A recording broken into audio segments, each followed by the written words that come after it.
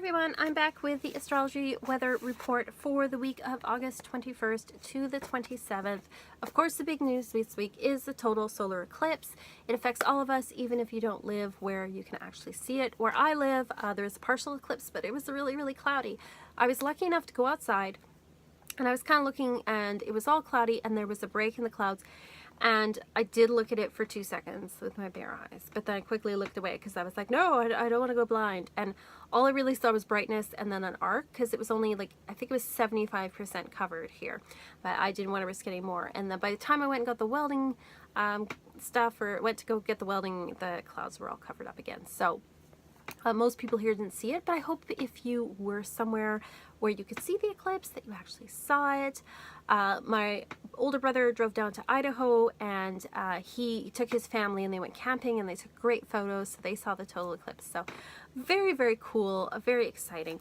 Astrologically, eclipses bring out our subconscious, because the moon, the subconscious, is covering the sun. It reveals secrets. It is in Leo, and it is over a particular fixed star, which is associated with kings being unseated. And it is touching Donald Trump's chart. There are a lot of astrologers predicting something's going to happen with him this year, that he'll be unseated in some way, or that somebody in power, some people say Vladimir Putin. I guess we'll all just have to wait and see what happens, but that's what people are predicting. But that's kind of the big worldly political stuff. The other interesting thing that's doing is that the path that it's making from the northwest corner of the United States down to the southeast hasn't happened since 1776, the year of the American Revolution. So some people are expecting big changes in the States. Obviously, we saw last week politically a lot of stuff going on. So we'll see what happens on the big picture stage. As for individuals, really look at where 28 degrees Leo is in your chart to know exactly what house it's affecting you. That is the beginning of my 11th house, so it's affecting things like friends, family, relationships with others, and so it's going to bring out a lot of subconscious stuff, and it's going to cause some people to be, some people are more affected than others, things to be a little bit crazy, especially if you have any planets at 28 degrees, it's going to affect you. But it does bring out certain truths, certain things, the eclipse does. So you'll have to see how it plays out in your life. It is in Leo, so look at where Leo is in your chart as well to get a general idea. So let's get started with this week. We start with the moon as always, which represents our subconscious and our emotions. The moon starts out this week. It is a new moon today at 1:30 p.m. All of these are in Central Time.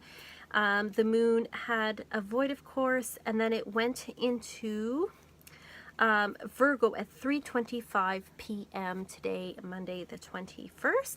So the early part of the week, which is Monday, Tuesday, Wednesday, moon's in Virgo, great time to get organized, get things done.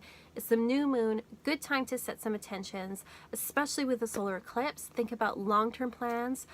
Think what you want to be doing for the next few years. This is a really big one, so it's a great time to set intentions, especially when it comes to, you know, getting things done work-wise for ourselves.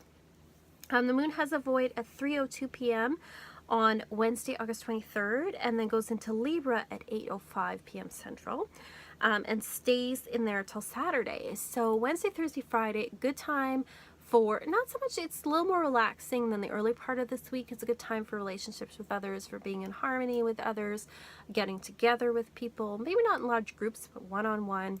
It's a time where we want to feel very balanced and harmonious. There's a void at 12:39 a.m. and then the moon moves into Scorpio at 3:53 a.m. on Saturday. So Saturday and Sunday, good time for date night, good time for anything, any sexy doings. It's a good time for magic as well, and the Scorpio moons tend to be more intense. So if you're looking to do sort of any sort of psychological work or shadow work, or looking to do any divination, the weekend's the time to do it. The sun is very active this week. The sun goes from 28 degrees Leo to 3 degrees of Virgo. So the moon moves into Virgo on Tuesday at 5:20 p.m. So the the sun moves into Virgo. The sun is our consciousness. You know, during the period of Leo, we're very much, we want to be more social. We like to get out there and be in front of people. We're a lot more, we toot our own horn. We want to have fun. But when the moon or the sun goes into Virgo, we're getting down to work. And interestingly, at least in where I live, people tend to go back to school when the sun is in Virgo. September, beginning of September, end of August, go back to school. So this is time to like get down to work, day-to-day practicalities. We want to get stuff done, get organized with things. So it's a good time to, over the next month, to get organized, to get your house organized, get your work organized, get organized with things. Aspects that it's making, the sun is trine, which is a very positive aspect with Uranus, the planet of sudden unexpected things, on Monday at 1:22 a.m. But it's a very positive. It means that good unexpected things, fun. Today, you know, you might have had a little bit of good news, a little bit of excitement come your way, and that's always a good thing. The sun also has a conjunct with Mercury, meaning they're meeting up together on Saturday, and that's a great time to take a short trip, take a day trip, go camping, something like that. A good time also to talk about things with people, because our communication, we feel like we're really expressing to people what we need to say. And also the sun also has a trine with Juno, which is the asteroid in charge of marriage and partnerships, on Saturday. So this is a great time to talk to, if you have, you know, a spouse, a partner, talk to them, talk about your feelings, talk about what you want for the partnership in the long term. So great day for that. Mercury isn't actually making too many aspects. He is going from 8 to 3 degrees. He's in retrograde, Virgo. So just be aware, Mercury retrograde, not the end of the world, but just be prepared. Travel delays, little snafus here and there, communication, you know, mix-ups. Just be prepared for that. Venus, the planet of love and romance and our sense of beauty and aesthetics, goes from 23 degrees of Cancer to 0 degrees Leo. So she's pretty happy in Cancer. She very much likes to be romantic at home, likes to decorate her home. It's very nurturing in relationships. When she goes into Leo, she becomes like, look at me, and she becomes like, you know, I think of her in Leo like Madonna, kind of, you know, like flashy and sexy, and we want to get our romance on. She moves into Leo at 11:30 p.m. on Friday, so into the weekend. So the weekend's a great time for romance. We have Moon in Scorpio, and Venus moves into Leo, so it's a good time to kind of, you know, get your romance on. She has a square with Uranus on Thursday, so some excitement in your love life on Thursday may come up. Squares often cause tension, but it's just, there's a little bit of excitement in the air. The sun also has a trine with Chiron, the dwarf planet in charge of our healing and our inner healing on Thursday. So whatever excitement comes up or brings up on Thursday in our romantic life or love life, we might meet someone unusual. We might have, you know, some unusual, surprising ideas about romance. Will actually be quite healing for us and might get us to kind of talk about some of our issues when it comes to romance. Mars is going from 20 to 24 degrees of Leo. He's very happy in Leo. He's the planet of aggression, competition, war, our drives. He is in Leo. He's very happy in fiery Leo. He has a trine with Saturn, the planet of restrictions and order, on is that Monday and Tuesday? In midweek, which is good though for getting things done. We are channeling our energy into getting organized, getting things done this week. And Mars also has a sextile with Jupiter on Monday and Tuesday. So Monday, Tuesday, great times to get organized, get things done. There's opportunities for us to grow and expand and to use our energies in positive ways on Monday and Tuesday. So get stuff done early in the week. Jupiter is going from 20 to 21 degrees of Libra. He has a sextile with Saturn. So this is all about us being confident in our abilities and that we can, you know, put ourselves out there a little bit more. And he wants us to do that this weekend on Sunday. Saturn is at 21 degrees of Sagittarius, and he has been in retrograde.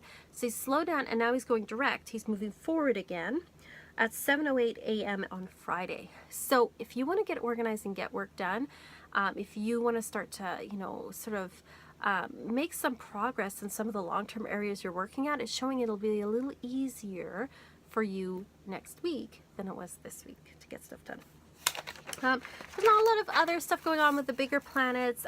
Pluto sitting at 17 degrees Capricorn, which he has been for a while. He does have an opposition with Ceres, the asteroid in charge of mothering, nurturing, Also our nutrition and agriculture on Tuesday to Thursday. So there may be some changes to the foods that we're eating, to our diet, or there might be some news that comes out about something that's happened agriculturally that might challenge us in some ways during those days. For example, like something happened with a crop, so, you know, I don't know, oranges are more expensive or something like that. Pluto has a trine with Vesta Wednesday to Friday this week.